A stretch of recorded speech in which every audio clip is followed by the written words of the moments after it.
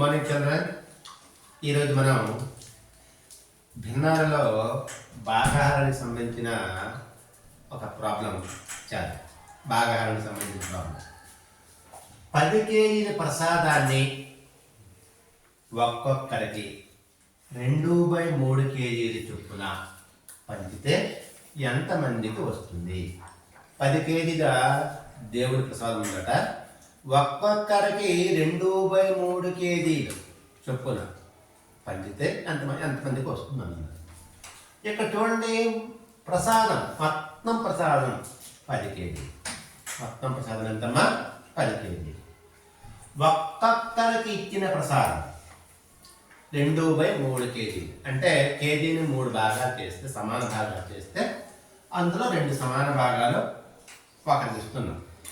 మరి ఎంతమందికి వస్తుంది అని అడిగారు. ఇక్కడ పంచాము అంటున్నాం కనుక మనం ఏం చేయాలంటే మనం భాగాహారం చేయాలి. ఈ మొత్తం ప్రసాదాన్ని ఒక్కొక్కరికి ఎంత ప్రసాదం ఇస్తున్నామో దానితో భాగాహారం చేస్తే మనకి ఎంతమంది తెలుస్తుంది అనమాట. సో 10 కేజీలు డివైడెడ్ బై ఒక్కొక్కరికి ఇచ్చింది 2/3 కేజీలు. ఓకే, ఇక్కడ ఈ 10 కేజీలు అలాగే ఉంటుంది.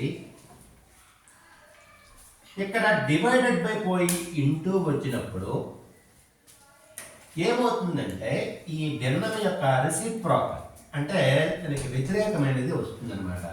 భిన్నాన్ని తిరగేయాలి. 3/2 కేజీ. ఈ కేజీ కూడా కిందకి పోతుంది. ఇప్పుడు ఈ కేజీకి ఈ కేజీ పోతుంది.